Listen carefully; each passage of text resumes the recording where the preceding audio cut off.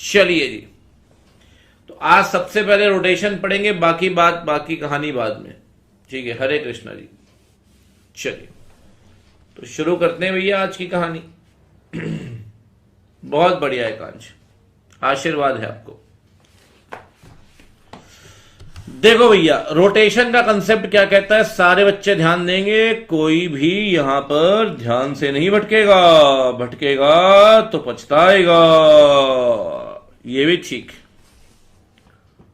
जल्दी जल्दी समझे बच्चे। रोटेशन का कंसेप्ट क्या कहता है, जल्दी से जल्दी देखना है। रोटेशन का कंसेप्ट कहता है बच्चे, अगर इंडिविजुअल ऑडिटर है, कौन इंडिविजुअल, तो एक टर्म सर्व करेगा 5 साल का। कितने साल का टर्म सर्व करेगा बच्चों? 5 साल का। उसके बाद ठंडे बस्ते में चला जाएगा। क्या बात कर रहे हो? हां बेटे, 5 साल काम करेगा, 5 साल आराम करेगा। 5 साल काम करेगा तो टर्म बोलेंगे, 5 साल आराम करेगा तो बोलेंगे कूलिंग पीरियड। ठीक है ना? 5 साल काम करेगा तो बोलेंगे टर्म, 5 साल काम करेगा आराम करेगा तो बोलेंगे कूलिंग पीरियड। कूलिंग पीरियड मतलब आराम से ठंडे बस्ते में जाओ और सो जाओ। ये भी ठीक है। बच्चा कह रहा है हम भी सो जाते हैं, हमारा क्या है? नहीं बेटा, आपका भी कुछ नहीं है, आपका तो जीवन मस्त चल रहा है। अब अगर फॉर्म हुई तो क्या करेगी? फॉर्म भैया 2 टर्म सर्व करेगी। जल्दी जल्दी बोलो। पहला टर्म कितने साल का? 5 साल का। दूसरा टर्म कितने साल का? 5 साल का। इसके बाद कूलिंग पीरियड आएगा। ओके, मतलब इंडिविजुअल एक टर्म कूलिंग पीरियड, सही पकड़े हैं। फर्म के केस में 2 टर्म कूलिंग पीरियड। फर्म के केस में 2 टर्म कूलिंग पीरियड। ठीक है भाई, बहुत बढ़िया। एक बात हमेशा ध्यान रखिए, कोई आपसे बोले फर्म 10 साल काम करेगी, बोलना नहीं, फर्म 10 साल काम नहीं करेगी। फर्म 5-5 साल के 2 टर्म सर्व करेगी। समझ रहे ना? 5-5 साल के 2 टर्म सर्व करेगी। और दोनों ही केस में सिमिलरिटी क्या है? दोनों ही केस में कूलिंग पीरियड है 5 साल। यहां भी 5 साल, यहां भी 5 साल, कूलिंग पीरियड 5 साल। ठीक है सर, ये रोटेशन का कंसेप्ट है, ये हर कंपनी पे नहीं लगता। ये हर कंपनी पे नहीं लगता, ये सिर्फ 4 कंपनियों पे लगता है। 4 कंपनी कौन कौन सी? लिस्टेड कंपनी का तो आपको पता है, आजा मुझ पे लग जा, तू तो सेक्शन है, मुझ पे लग जा। लिस्टेड कंपनी का गाना याद है ना आपको? बदन पे सेक्शन लपेटे हुए, ए जाने तमन्ना मैं किधर जा रही हूं। लिस्टेड कंपनी पे रोटेशन लगेगा। Public company capital 10 crore, private limited company capital 50 crore. क्या बात कर रहे हो? हां जी, पब्लिक पे लिमिट है 10 करोड़ की, प्राइवेट पे लिमिट है 50 करोड़ की। और बची कुछ ही कंपनीज जिनकी कैपिटल तो लिमिट से कम है, कैपिटल, लेकिन उनके लोन या उनके डिपॉजिट 50 करोड़ रुपए से हैं। जल्दी जल्दी बताना बच्चे, मैं आपसे पूछता हूं, ठीक है? आप बताना रोटेशन लगेगा या नहीं। ठीक है, कंपनी का नाम है एबीसी प्राइवेट लिमिटेड। बहुत बढ़िया भैया। कैपिटल है भैया 48 करोड़। जल्दी बोलो, रोटेशन लगेगा नहीं लगेगा? एबीसी प्राइवेट लिमिटेड पे कैपिटल 48 करोड़। जल्दी बोलिए, कैपिटल 48 करोड़ पे रोटेशन लगेगा नहीं लगेगा भैया? लेकिन इन्होंने ना भैया लोन लिया हुआ है, लोन है ना भैया 26 करोड़ के है भैया, रोटेशन लगेगा? नहीं लगेगा सर। दूसरी कंपनी है भैया एबीसी लिमिटेड है भैया, कैपिटल है भैया 8 करोड़ की। ठीक है भैया, लोन है भैया 52 करोड़ के, रोटेशन लगेगा? लगेगा ना सर? रिमेनिंग कंपनी का मतलब है जिनकी कैपिटल तो कम है। अब पब्लिक कंपनियों को ही नहीं, पब्लिक कंपनी में कितनी कैपिटल चाहिए? 10 करोड़ रुपए, 8 करोड़ कैपिटल है, लेकिन लोन तो 50 करोड़ के है ना मालिक, तो रोटेशन लगेगा इसके ऊपर। अच्छा, तीसरे क्वेश्चन का आंसर दो। कंपनी का नाम है एबीसी प्राइवेट लिमिटेड। ठीक है भाई, कैपिटल है भैया 40 करोड़ रुपए। बहुत बढ़िया। लोन है भैया 26 करोड़ रुपए के। बहुत ही बढ़िया। डिपॉजिट भी है भैया 26 करोड़ के। अब बताओ रोटेशन लगेगा? लोन अकेले 26, डिपॉजिट अकेले 26, रोटेशन लगेगा।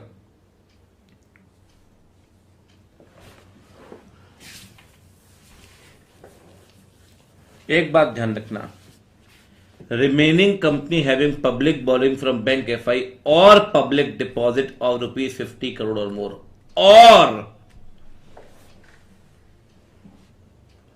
और एग्रीगेट लेंगे, वाह बेटे, और लिखा है और,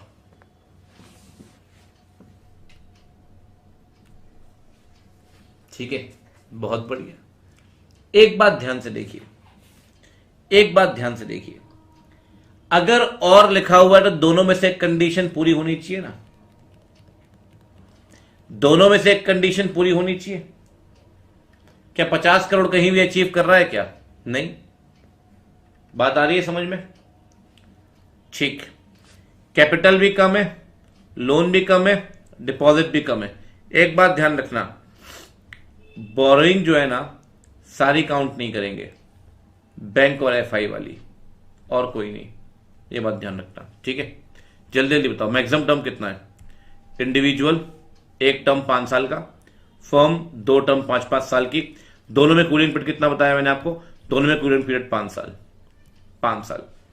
अब बात करते हैं भैया सेम नेटवर्क की, ठीक है, सुनना ध्यान से। वही ये थोड़े थोड़े एग्जाम्पल हैं, सारी चीजें मेरे पास वैसे नोट्स तो सब है, लेकिन मैंने कहा चलो सेम नेटवर्क की बात भी कर लेते हैं, कोई दिक्कत नहीं है, इतनी क्या बात हो जाएगी। टू रू रू रू रू रू रू रू रू रू रू रू रू रू रू रू रू। देखो भाई, ये कंपनी है, ध्यान से देखना, ठीक है, ये कंपनी है, ये एक फर्म है एबीसी एंड कंपनी, ठीक है। इसको ऑडिटर बनाया गया रिलायंस इंडस्ट्रीज लिमिटेड का, मान लो 2018 में, ठीक है भाई। पहला टर्म होगा 18 से 23, दूसरा टर्म होगा 23 से 28। क्या इस फर्म को तीसरा टर्म मिल पाएगा क्या? नहीं मिलेगा ना, कूलिंग पीरियड आ जाएगा। पहला टर्म 18 से 23, दूसरा टर्म 23 से 28, तीसरा टर्म नहीं मिलेगा कूलिंग पीरियड। एबीसी और एएक्सवाई दूसरी फॉर्म है, दोनों में कॉमन पार्टनर है ए। सर ए दोनों में कॉमन पार्टनर है, प्रोविजन कहता है सर अगर दो फर्म के बीच में कॉमन पार्टनर होगा तो आप मानेंगे फर्म सेम नेटवर्क में है। अगर कॉमन पार्टनर होगा तो सेम नेटवर्क में होगी। सेम नेटवर्क का मतलब है अगर एबीसी डिस्क्वालिफाइड है तो एएक्सवाई एंड कंपनी भी डिस्क्वालिफाइड होगी। मैं तो डूबेंगी सनम, तेरे को साथ लेकर डूबूंगी, ऐसी कोई दिक्कत नहीं है। अगर दोनों फर्म में कॉमन पार्टनर हुए तो आपकी फर्म तो डिस्क्वालिफाइड है, दूसरी फर्म भी डिस्क्वालिफाइड कहलाएगी। ये पहला है। कॉमन पार्टनर से बनता है कॉमन कंट्रोल, ये बात ध्यान रखना। कॉमन पार्टनर बोल लो या कॉमन कंट्रोल बोल लो, बात उतनी सी है, ठीक है। पहला सेम नेटवर्क का पहला रीजन, ठीक है। सेम नेटवर्क कहां से बनेगा? एक तो बनेगा कॉमन कंट्रोल से। कॉमन कंट्रोल कहां से? कॉमन पार्टनर से। दूसरा एग्जांपल, मान लो बच्चे दो फर्म है, एसआर बाटली बोई एंड कंपनी और एबीसी एंड कंपनी, ठीक है। ये दोनों ई एंड वाई का ब्रांड नेम इस्तेमाल करते हैं, ठीक है भाई। एसआर बाटली बोई को 15 में रिलायंस की ऑडिट मिली। पहला टर्म 15 से 20, दूसरा टर्म 20 से 25। अब 25 से 30 के लिए कूलिंग पीरियड मिलेगा ना मालिक? टर्म तो मिलेगा नहीं, कूलिंग पीरियड। एसआर बाटली बोई बोलती है मोटा भाई आप टेंशन मत लो, हमारी एक और फर्म है एबीसी एंड कंपनी, वो आपकी ऑडिट कर देगी 25-30 में। कंपनी से कहता है भाई रुक जा, थम जा, समझ ले। अगर दो फर्म कॉमन ब्रांड नेम इस्तेमाल कर रहे हैं तो उन दोनों फर्म को आप कॉमन कंट्रोल सेम नेटवर्क में मानेंगे। अगर दोनों फर्म का कॉमन ब्रांड नेम है तो वहां भी सेम नेटवर्क बनेगा। अगर आपकी ये वाली फर्म डिस्क्वालिफाइड है तो ये वाली फर्म भी क्या हो जाएगी? डिस्क्वालीफाइड, दोनों ही फॉर्म डिस्क्वालीफाइड हो जाएंगी। तो सेम नेटवर्क मेरे बच्चे कहां से बनेगा? सेम नेटवर्क बनता है तो कॉमन कंट्रोल से, या सेम नेटवर्क बनता है सेम ब्रांड नेम से या सेम ट्रेड नेम से। इतना क्लियर है बच्चे? चलिए जी, बहुत बढ़िया बहुत ही शानदार, आगे बढ़ते हैं। ठीक है, जब जब जरूरत पड़ेगी मैं एग्जाम्पल उठाता रहूंगा, हमारा क्या है वो टाइम बच जाएगा एग्जाम्पल बनाने से। प्रॉपर एग्जाम्पल अपने पास बने रखे, कोई दिक्कत नहीं है। ठीक है भाई, तो सेम नेटवर्क कहां से बनेगा? सेम नेटवर्क बनेगा आपका सेम ब्रांड नेम से या कॉमन कंट्रोल कॉमन पार्टनर से। ठीक है, अगला पॉइंट, एक बात बताओ, अब जैसे मैंने आपको बताया कि भैया ये डिस्क्वालीफाइड हो गया, मान लो आपने ए को ऑडिटर बनाया। ठीक है, ए ने काम किया जी 20 से 25, अब 25 में डिस्क्वालीफाइड हो गया ना, कूलिंग पीरियड लग गया। अब ए की जगह बी लाना है, सी लाना है, डी लाना है, ये कौन डिसाइड करेगा भाई? वो तो रीअपॉइंट नहीं हो सकता ना यार। अब किसको लाएंगे, कौन डिसाइड करेगा? अगर ऑडिट कमेटी को बनाना जरूरी है तो ऑडिट कमेटी नए ऑडिटर का नाम रिकमेंड करेगी।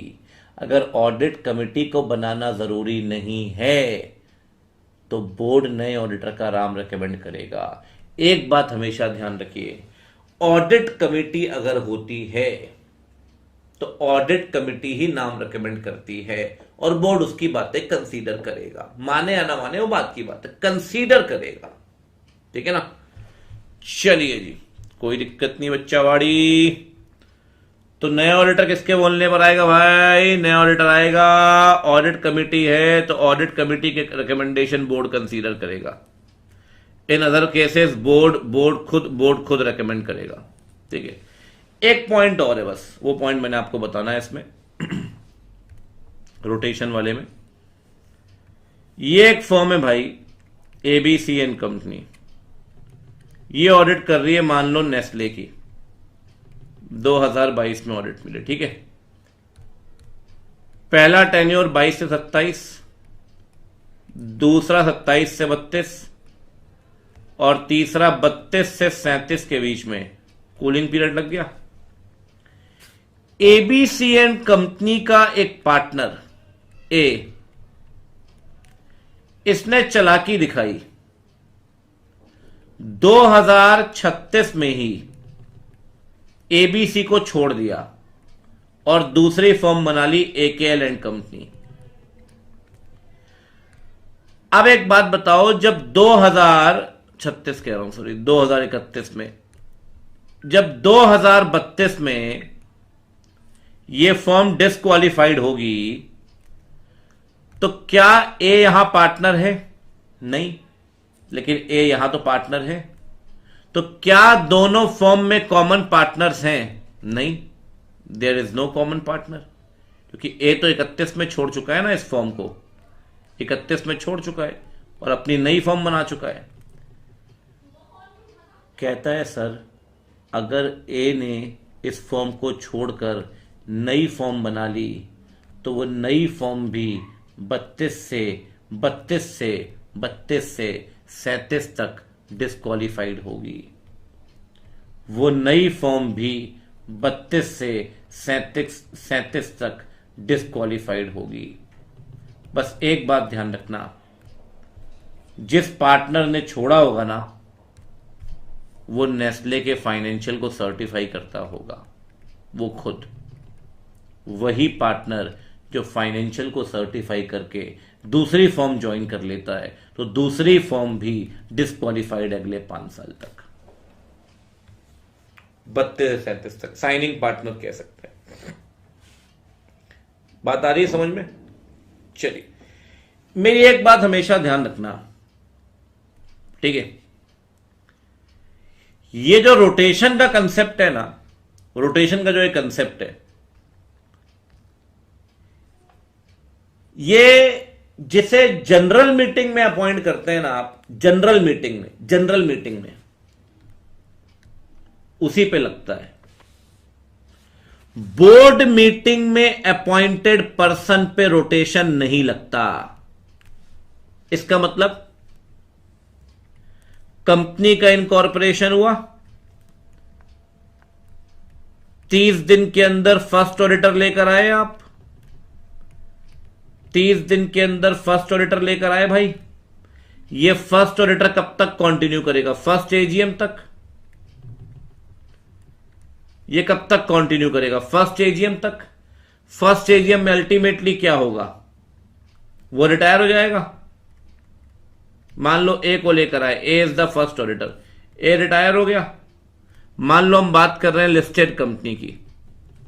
बच्चे एक बात बताओ, अगर ए को फर्स्ट ऑडिटर अपॉइंट किया बोर्ड मीटिंग में और ए फर्स्ट एजीएम में रिटायर हो गया, तो क्या ए को रीअपॉइंट नहीं कर सकते? क्या ए के ऊपर रोटेशन लग जाएगा?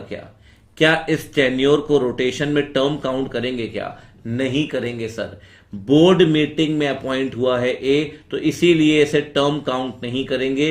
इसीलिए ए इज क्वालिफाइड और एलिजिबल टू बी रीअपॉइंटेड।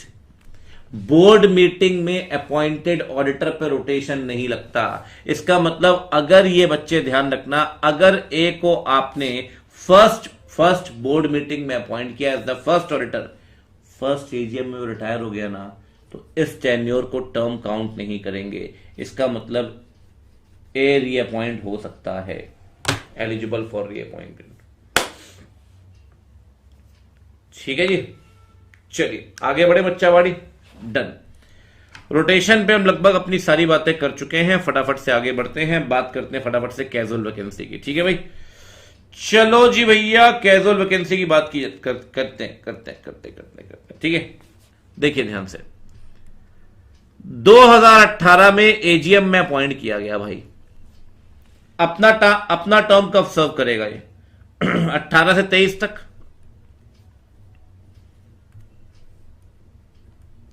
जब 23 में ऑफिस खाली करेगा तो शेड्यूल्ड वैकेंसी होगी, शेड्यूल्ड। लेकिन बीच में एक दिन 5 मई को ऑफिस खाली कर दिया। इसकी वजह कुछ भी हो सकती है, या तो पागल हो गया काम कर करके, या परमानेंट डिसेबलमेंट हो गया, या मर गया, या रिजाइन कर दिया। भाई वैकेशन की रीजन तो कोई भी हो सकती है ना, या तो unsound mind, sickness, death, resignation. एक बात ध्यान रखना, अचानक से आई है ये वैकेंसी। जो वैकेंसी अचानक से आएगी ना, वो शेड्यूल्ड नहीं है। जो वैकेंसी अचानक से आएगी उसे बोलेंगे कैजुअल वैकेंसी। क्या बोलेंगे बच्चे? Casual vacancy. कैजुअल वैकेंसी का नियम है, जिस दिन कैजुअल वैकेंसी आए अगले 30 दिन में कैजुअल वैकेंसी फिल करनी पड़ेगी बोर्ड मीटिंग में। जिस दिन कैजुअल वैकेंसी आएगी अगले 30 दिन में बोर्ड मीटिंग में फिल करनी पड़ेगी, अगले 30 दिन में। अब क्वेश्चन ये बनता है सर, मान लो ए को आपने अपॉइंट किया था, ठीक है, मान लो ए मर गया, ठीक है, आप बी को लेकर आ गए, ठीक है। बी का टेन्योर कब तक होगा? ए तो 18 से 23 के लिए आया था, 20 में ही मर गया। आप बी को लेकर आए, जिसे कैजुअल वैकेंसी के तहत लाओगे उसका टेन्योर होगा नेक्स्ट एजीएम तक, ज्यादा दूर का नहीं, नेक्स्ट एजीएम तक। अगली एजीएम में वो अपना ऑफिस खाली कर देगा। कैजुअल वैकेंसी में जिसको लाओगे ना बच्चे, उसका टेन्योर होगा नेक्स्ट एजीएम तक। नेक्स्ट एजीएम में वो ऑफिस खाली कर देगा। He will Venkat the office in the next AGM. Next AGM, ठीक है भाई। एक बात और सर, ये तो रीजन हो गया आपका कोई भी। अगर रीजन हुआ रेजिग्नेशन, अगर रीजन हुआ रेजिग्नेशन, समझना मेरी बात ध्यान से, तो रेजिग्नेशन के केस में 2 रिक्वायरमेंट है। 2 रिक्वायरमेंट कौन सी भाई? किसी भी रीजन से आप छोड़िए casual vacancy, board resolution pass करेंगे 30 दिन में। अगर रिजाइन करके गया है तो जिस दिन रिजाइन किया है अगले 30 दिन में बोर्ड रेजोल्यूशन, और बोर्ड मीटिंग के अगले 3 महीने में ऑर्डिनरी रेजोल्यूशन। मतलब मान लो ऑडिटर रिजाइन करके गया है इस दिन, तो रेजिग्नेशन के केस में दो रिक्वायरमेंट है, 30 दिन के अंदर बोर्ड मीटिंग कराइए और बोर्ड मीटिंग में बीआर पास करिए, और अगले 3 महीने में, बोर्ड मीटिंग के अगले 3 महीने में जनरल मीटिंग कराकर ओआर पास करिए। कोई भी और रीजन हो, सिर्फ बीआर, ओनली बीआर।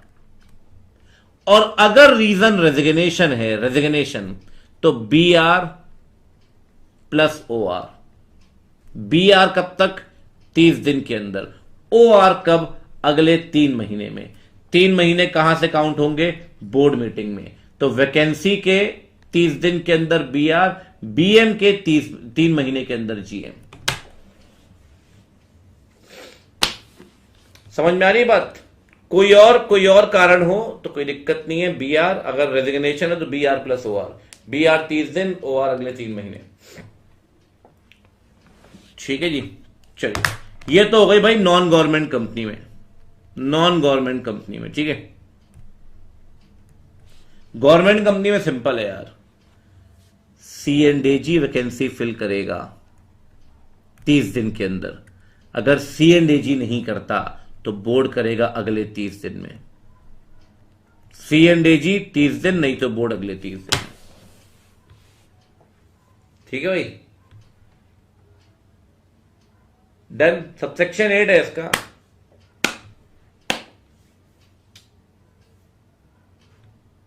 कोई दिक्कत नहीं है। रोटेशन के सेक्शन पता है कौन से हैं? 2, 3, 4। और ये तो मैंने आपको कल ही पढ़ा दिए थे, 5, 7, 1, 6। 5, 7, 1, 6 तो मैंने कल आपको बताया था ये। ठीक है, चलिए। First auditor, subsequent auditor. ठीक है भाई, चलो आगे बढ़ते हैं। 139 खत्म होने वाला भैया, मजे आ रहे हैं बच्चे। Subsection 9, subsection 10। सबसेक्शन 10 तो मैंने आपको बहुत पहले पढ़ा दिया था। सबसेक्शन 10 क्या कहता है? जब तक नया ऑडिटर नहीं आएगा, रिटायरिंग ऑडिटर कंटिन्यू करेगा। एजीएम नहीं हुई या एजीएम हुई लेकिन एडजर्न हो गई, तो जब तक नया ऑडिटर नहीं आएगा, पुराना ऑडिटर कंटिन्यू करेगा। कोई दिक्कत नहीं है। और सबसेक्शन 11 मैंने आपसे अभी थोड़ी देर पहले भी कहा, अगर ऑडिट कमेटी को बनाना जरूरी है तो बोर्ड ऑडिट कमेटी के रिकमेंडेशन कंसीडर करेगा। मतलब ऑडिट कमेटी अपने सुझाव दे सकती है ऑडिटर के अपॉइंटमेंट को लेकर। सिमिलर पॉइंट है। बस एक आखिरी सबसेक्शन है, सबसेक्शन 9। ये क्या कहता है देखते हैं। सर रिटायरिंग को रीअपॉइंट कर सकते हैं क्या? कर लो ना, बस 3 केस में नहीं कर सकते। डिस्क्वालिफाइड होगा तब। दूसरा, एसआर पास किया गया होगा, इसको रीअपॉइंट नहीं करेंगे तब। और तीसरा, वो खुद कह रहा है भैया मैं छोड़ छाड़ कर हरिद्वार चला, बहुत पैसे कमा लिए, अब अनविलिंगनेस दे चुका है राइटिंग में। 3 केस में उसे रीअपॉइंट नहीं कर सकते। कब कब? जब वो डिस्क्वालिफाइड होगा तब। जब उसने अनविलिंगनेस दी होगी राइटिंग में, मुझे रीअपॉइंट मत करना, तब। और जब एसआर पास किया होगा कि उसको रीअपॉइंट नहीं करना, तब। 3 केस में he can not be reappointed. तो रीअपॉइंट कब कर सकते हैं? जब डिस्क्वालिफाइड नहीं होगा, जब अनविलिंगनेस नहीं दी होगी, जब एसआर पास नहीं किया गया होगा। नॉट लगाते रहो, आपका अपॉइंटमेंट के लिए क्वालिफाइड है वो, रीअपॉइंटमेंट के लिए। बधाई हो बच्चों, बधाई हो। 139 की बधाई हो सबको।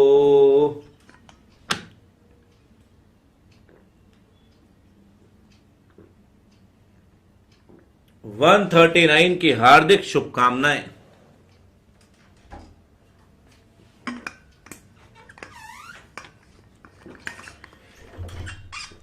चलिए जी, 141 हो गया, 139 हो गया। अब चलते हैं 140 की तरफ। 139 कहता है ऑडिटर कैसे आएगा, 140 कहता है ऑडिटर कैसे जाएगा। ये भी ठीक है, आओ जरा भेजते हैं ऑडिटर को। बहुत बढ़िया। अगर कंपनी हटाना चाहती है, 3 कंडीशन, बी आर सीजी की अप्रूवल और एस आर।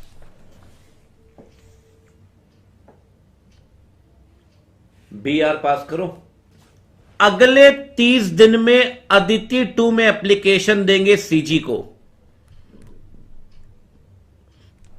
और सीजी की अप्रूवल के 60 दिन के अंदर एसआर पास करेंगे। मतलब बी आर सीजी की अप्रूवल और एसआर, ठीक है ना, बोर्ड रिजोल्यूशन, सीजी की अप्रूवल और एसआर, ठीक है। हटाने से पहले उसे उसकी बात कहने का मौका मिलेगा। Opportunity of being heard must be provided, ठीक है, सिंपल है। लेकिन एनसीएलटी हटा सकता है सर, हटाएगा नहीं, हटवाएगा सबसेक्शन 5 के अंदर। अगर एनसीएलटी को ऐसा लगता है ऑडिटर फ्रॉड कर रहा है या फ्रॉड में इन्वॉल्व है, कंपनी से बोलेगा हटा तू अपने ऑडिटर को, और अगर कंपनी ने हटा दिया तो खेला होबे। खेला कैसे होबे? वो ऑडिटर अगले 5 साल तक इंडिया की किसी भी कंपनी की ऑडिट नहीं कर सकता, और उसके ऊपर फ्रॉड का केस चलेगा अंडर सेक्शन 447। तो बेटा एनसीएलटी ने ऑर्डर पास किया तो बहुत ही घातक है। अगर एनसीएलटी ने ऑर्डर पास किया तो बेटे वो आदमी अगले 5 साल तक किसी भी कंपनी की ऑडिट नहीं कर सकता और पेनाल्टी फेस करेगा 447 के अंदर। एनसीएलटी हटाएगा नहीं, कंपनी से बोलेगा हटा, तो मतलब एनसीएलटी हटवाएगा कब? जब ऑडिटर ने फ्रॉड किया है या फ्रॉड में इन्वॉल्व है। या तो एनसीएलटी खुद बोल सकता है सुओ मोटू या किसी की एप्लीकेशन पर। एप्लीकेशन कोई भी दे सकता है, सीजी भी दे सकते हैं, कोई और पर्सन भी दे सकता है, ठीक है भाई। बहुत बढ़िया, बड़ा पछताओगे जो फ्रॉड करके जाओगे। सही बात है बेटे, कोई दिक्कत नहीं है, ठीक है। ये है सबसेक्शन 5। सबसेक्शन 2 तो बहुत सिंपल है भैया, छोड़कर जा रहे हो अगले 30 दिन में अदिति 3 फाइल कर दो चाची और कंपनी के पास। और अगर गवर्नमेंट कंपनी है चाची, कंपनी C&AG, नॉन गवर्नमेंट में 2 लोगों के पास। 2 लोग कौन? Company, ROC. और गवर्नमेंट में कंपनी भी, आरओसी भी और C&AG भी। कितने दिन के अंदर? 30 दिन के अंदर रेजिग्नेशन फाइल करना पड़ेगा अदिति 3 में।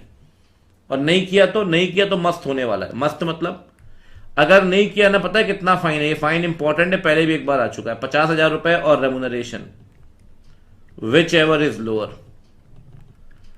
प्लस 200 रुपए, नहीं सॉरी, प्लस 500 रुपए पर डे, मैक्सिमम 2 लाख रुपए। मुझे सारे बच्चे रेमुनरेशन निकाल के बताएंगे अब, ठीक है।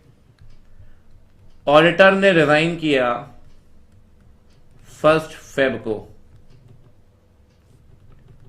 रेजिग्नेशन डाल रहा है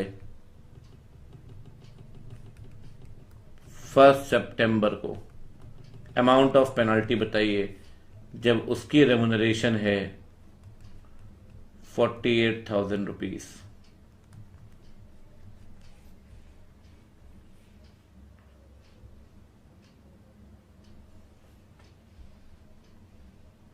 अब ठीक है।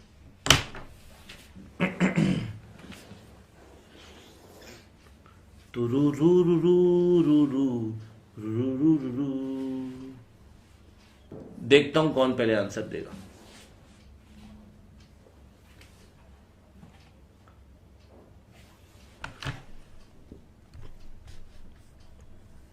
एक बार क्वेश्चन आ भी चुका है, सेम क्वेश्चन, मतलब डिजिट्स बदल दी होंगी। विच एवर इज लोअर, तो 48 यहां पकड़ लो, प्लस 500 पर डे। अब डे कितने हैं भाई? 1 फेब को रिजाइन किया आपने, 30 दिन के अंदर फाइल करना चाहिए था। 30 दिन का मतलब होगा 27 दिन फेब के और 3 दिन मार्च के। 3 मार्च तक करना चाहिए था आपको कायदे से। आपने फाइल किया भाई कब तक? आपने फाइल किया भाई 1 सितंबर तक। कितने दिन का डिले है? 28 दिन मार्च के, 30 दिन अप्रैल के, 31 दिन मई के, 30 दिन जून के, 31 दिन जुलाई के, 31 दिन अगस्त के और 1 दिन सितंबर का। बताओ भाई कितने दिन का डिले हो गया? 30 30 30 30 30 150, ठीक है जी। 150 प्लस 182 डेज। ओहो, रेसिडेंशियल स्टेटस निकल गया भैया यहां तो 48,000 प्लस 500 रुपए मल्टीप्लाई बाय 182 डेज। ठीक है जी, तो ये निकल गया 48,000 प्लस 91,000, है ना। तो कितना आ गया भाई, ये आ गया 49। ठीक है, 1,39,000। ठीक है भाई, बहुत बढ़िया। अच्छा, मैक्सिमम कैपिंग कितनी की है भाई इन्होंने मैक्सिमम कैपिंग कितनी की है? इन्होंने मैक्सिमम कैपिंग की है भाई, इन्होंने मैक्सिमम कैपिंग की है 2 लाख रुपए की। ठीक है, अभी तो कैपिंग से तो कम ही आ रहा है, कैपिंग से तो कम ही आ रहा है।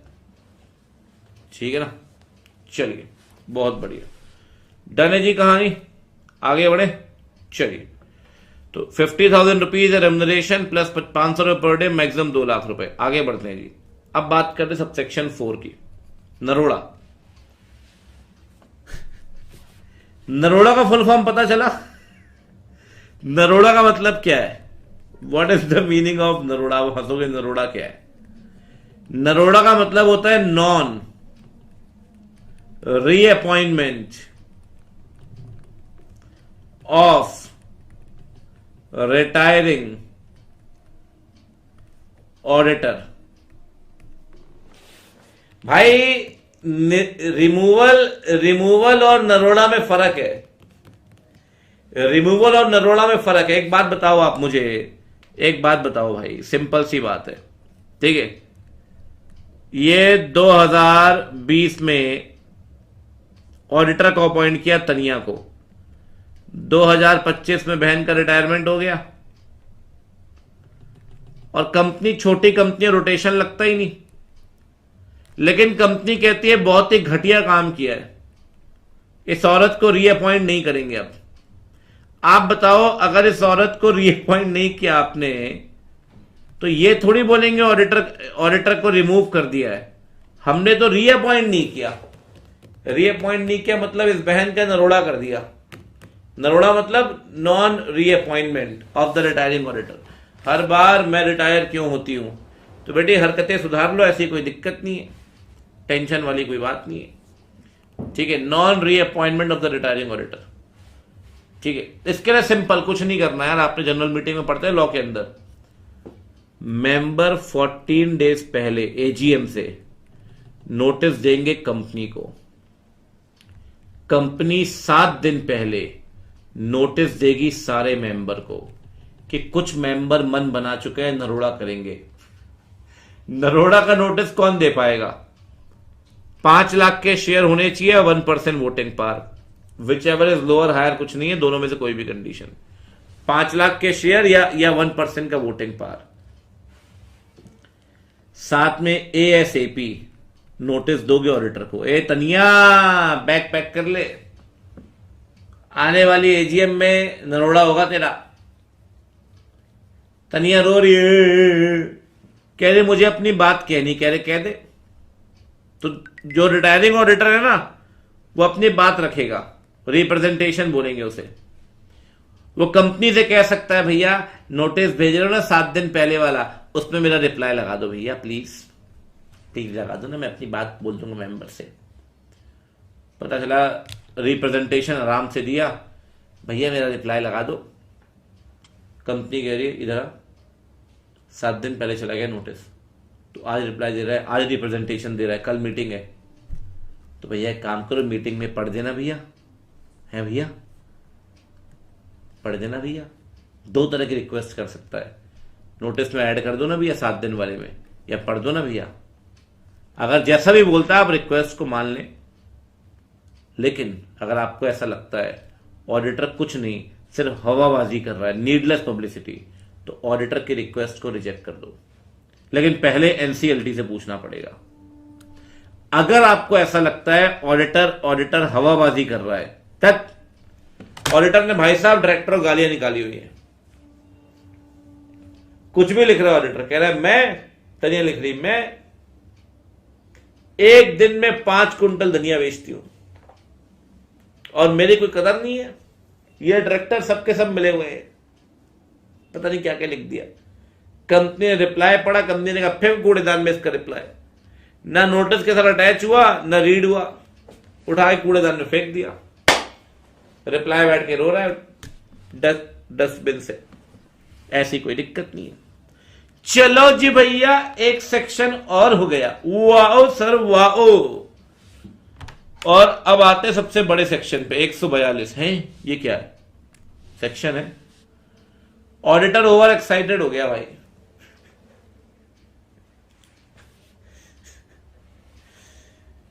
ऑडिटर की रेम्यूनरेशन पूछते पूछते डायरेक्टर की रेम्यूनरेशन पूछ ली 2 अटेम्प्ट पहले लॉ के अंदर। भगवान भला करे इनका, इंस्टीट्यूट वालों का। बहुत प्यारे बच्चे हैं ये, कोई दिक्कत नहीं। भैया रेम्यूनरेशन कौन फिक्स करेगा? रेम्यूनरेशन फिक्स करेगा जो अपॉइंट करेगा। मतलब मेंबर ने अपॉइंट किया है, जनरल मीटिंग में फिक्स करेंगे। फर्स्ट ऑडिटर बोर्ड मीटिंग में जो अपॉइंट करेगा वही रेम्यूनरेशन फिक्स करेगा। अच्छा एक बात बताओ, रेम्यूनरेशन में क्या क्या आएगा? मान लो ये ऑडिटर है, ऑडिटर का नाम है काका, सीए काका। ये रहता है दिल्ली में। ये अपने आर्टिकल को लेकर जा रहा है राहु केतु को। भैया लेकर गया यहां से मुंबई क्लाइंट प्लेस में, कोई दिक्कत नहीं है। काका अपनी फीस चार्ज कर रहा है भैया 10 लाख रुपए। काका ने जाने के ये वो खर्चे वर्चे हुए भाई, फ्लाइट के इसके उसके 50,000 रुपए क्लेम करेगा। और काका वहां जाके होटल में रुका, होटल में रुकाया और क्लाइंट ने पूरी फैसिलिटीज दी, खाना बुफे ये सब कुछ, 2.5 लाख रुपए वहां खर्च हो गए। तो आपको पता है ऑडिटर की टोटल रेम्यूनरेशन कितनी है? टोटल रेम्यूनरेशन है 10, 10.5, 13 लाख रुपए कहलाएगी। रेम्यूनरेशन में तीनों चीजें आएंगी। तीनों चीजें मतलब फीस भी आएगी, एक्सपेंस भी आएंगे और फैसिलिटी भी आएगी, तीनों। तो टोटल रेम्यूनरेशन कहलाएगी 13 लाख रुपए। लो जी 142 हो गया खत्म। ये भी हो गया। चलो जी, मजे आ रहे हैं। जीवन संसार में रखा क्या है इसके सिवा। आओ बेटे कुछ तो पढ़ ही लेंगे। सबसे पहले बात करते हैं पावर्स ऑफ ऑडिटर की। ऑडिटर के पास राइट है, वो बुक्स ऑफ अकाउंट चेक कर सकता है और वाउचर। किसके? कंपनी के। लेकिन एक राइट और है, होल्डिंग कंपनी को ऑडिटर सब्सिडरी और एसोसिएट की बुक्स भी चेक कर सकता है। Shall also have the right, मतलब जो राइट ऊपर दिया गया वो तो रहेगा ही, उसके साथ साथ ये भी राइट है कि आप होल्डिंग के साथ साथ सब्सिडरी एसोसिएट की बुक भी चेक कर सकते हो। लेकिन सारे बुक्स नहीं, वही बुक्स जो कंसोलिडेशन से कनेक्टेड है। एक बात और, आप बुक्स ऑफ अकाउंट चेक कर सकते हैं, कंपनी के वाउचर चेक कर सकते हैं, चाहे कंपनी के आरओ में रखे हो या एनी अदर प्लेस। अब एक बात बताओ, जल्दी जल्दी बोलना, ठीक है? मान लो इनका आरओ है मुंबई में, ठीक है भाई। अब भैया इनका कंपनी का ऑडिटर है मिस्टर डब्लू, ठीक है भाई। इनकी अलग अलग ब्रांचेस हैं, B1, B2, B3, B4, B5।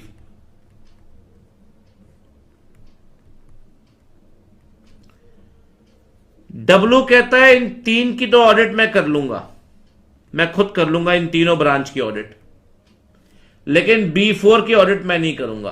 तो B4 की ऑडिट कर रहा है Y और B5 की ऑडिट कर रहा है Z। तो एक बात बताओ, अगर W जो कंपनी का ऑडिटर है, अगर B4 और B5 की ऑडिट नहीं करता, उसके ब्रांच ऑडिटर अलग अलग लोग हैं, तो क्या W इन ब्रांचेस में जाकर विजिट कर सकता है क्या? बिल्कुल करेगा सर। क्या इन दोनों ब्रांच की बुक्स ऑफ अकाउंट चेक कर सकता है क्या? बिल्कुल कर सकता है सर। भले ही इन दोनों ब्रांच की ऑडिट ब्रांच ऑडिटर अलग से कर रहे हैं, दूसरे ब्रांच ऑडिटर है, तब भी कंपनी को ऑडिटर मतलब कि डब्ल्यू इन ब्रांच की बुक्स चेक कर सकता है। अल्टीमेटली जब फाइनेंशियल बनेंगे तो पांचों ब्रांच के अकाउंट्स तो मर्ज होंगे ना जाकर। जब फाइनेंशियल स्टेटमेंट बनेंगे तो सारे ब्रांच की जानकारी आएगी, भले ही ब्रांच ऑडिटर अलग हो। You can visit the branch, you can inspect the books, लिखा हुआ है सर, चाहे बुक्स आरओ में पड़ी हो या किसी और जगह, you can inspect it whether RO और एनी अदर प्लेस। एक बात और, ऑडिटर के पास राइट है ऑडिटर ऑफिसर से जानकारी मांग सकता है, इंफॉर्मेशन एक्सप्लेनेशन, जो ऑडिट के लिए जरूरी है।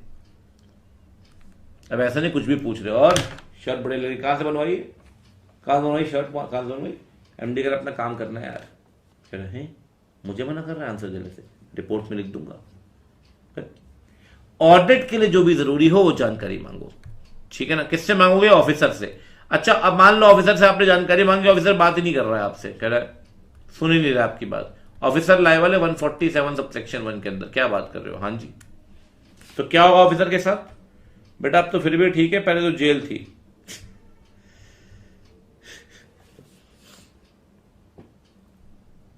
ऑफिसर लायबल होगा फाइन के लिए 10,000 से 1 लाख, ठीक है। और कंपनी 25,000 से 5 लाख, ठीक है।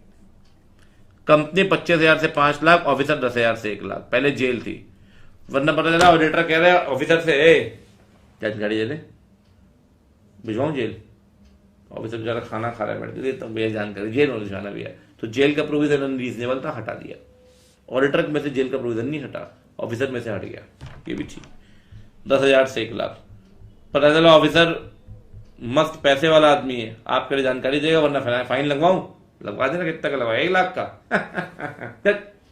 नहीं दूंगा जानकारी, ये भी ठीक है। एक बात ध्यान रखिए, ये जो अधिकार दिए गए ना ऑडिटर को, ये कंपनीज एक्ट ने दिए हैं। आप ऑडिटर के अधिकार नहीं छीन सकते, भले ही 100% शेयर होल्डर रिजोल्यूशन पास कर दें, ऑडिटर से उसके अधिकार नहीं छीन सकते। ये राइट उसे कंपनीज एक्ट ने दिए हैं। अगर आप मान लो यूनानिमस रिजोल्यूशन पास कर दें कि अधिकार नहीं मिलेंगे ऑडिटर को, कि ऑडिटर बुक्स चेक नहीं कर सकता, कि ऑडिटर पूछताछ नहीं कर सकता, सर वो यूनानिमस रिजोल्यूशन वॉइड होगा, वॉइड, ठीक है ना। तो कोई भी रिजोल्यूशन जो ऑडिटर को प्रिक्लूड करेगा, उसके अधिकारों से दूर करेगा, चाहे 100% शेयर होल्डर ने क्यों ना पास किया हो, वो रिजोल्यूशन वॉइड है, as it is against the act, inconsistent with the act. बहुत बढ़िया बच्चा बाड़ी, शानदार, जोरदार, जबरदस्त। आगे बढ़ते हैं, अगला सुनो ध्यान से अब इसको। ऑडिटर के पास, हां अब तो देखो पार्ट्स हो गई, अब है उसकी कई सारे ड्यूटीज, कुछ ड्यूटीज पढ़ते हैं। पहली ड्यूटी है इंक्वायरी की। क्या ड्यूटी है भाई इंक्वायरी की? ऑडिटर 6 तरह की इंक्वायरी करेगा।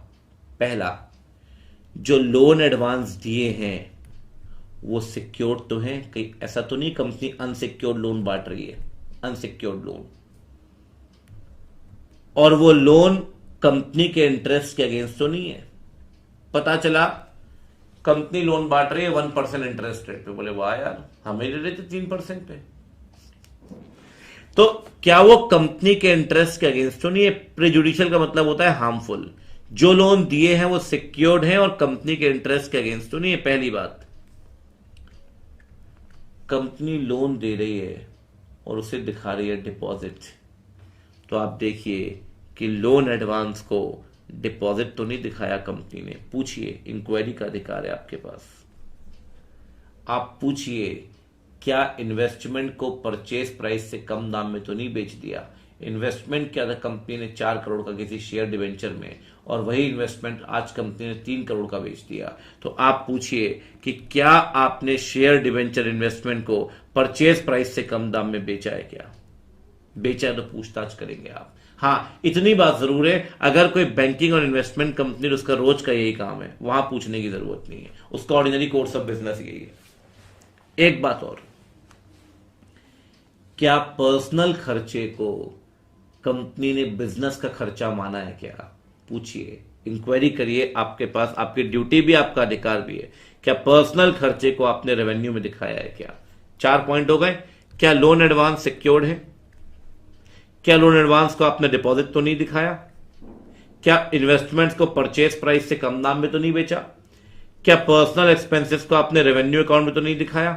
5वीं बात, क्या बुक एंट्री वाले ट्रांजैक्शन जो सिर्फ बुक एंट्री से रिप्रेजेंट हो, जैसे डेप्रिसिएशन, सिर्फ बुक एंट्री, एक्चुअल में तो है नहीं, क्या वो कंपनी के इंटरेस्ट के अगेंस्ट तो नहीं है? साथ में अगर शेयर को कैश में अलॉट किया है तो कैश एक्चुअल में मिला है या नहीं, क्योंकि हमेशा शेयर कैश में अलॉट नहीं होता। याद करिए स्वेट इक्विटी शेयर जैसे शेयर। तो अगर शेयर कैश में अलॉट हुआ है तो ध्यान रखिए बच्चा काटे, वहां पे एक्चुअल में कैश मिला है या नहीं।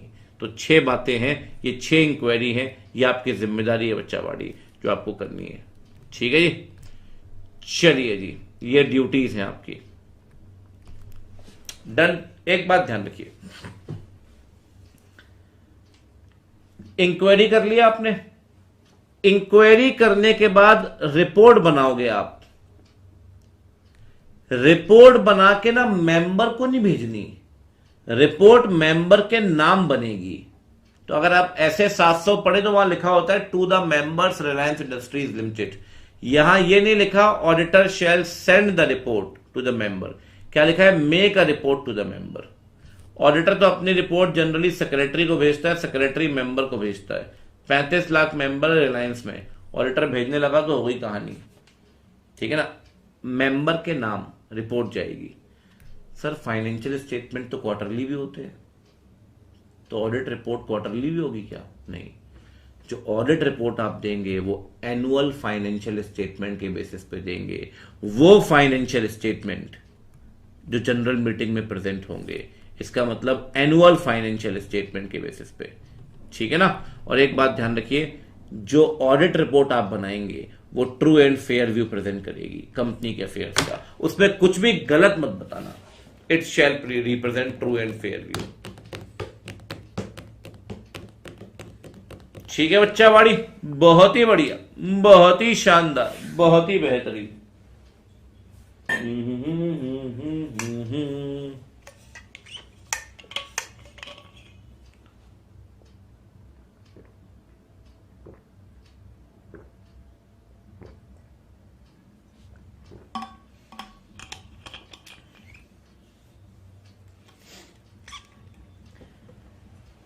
आज के लिए इतना काफी है मेरे हिसाब से, कि फिर ओवर ज्यादा हो जाएगा। जब अगली क्लास में करेंगे तो मोस्ट प्रोबेबली कंपनी ऑडिट आपका कंप्लीट हो जाएगा।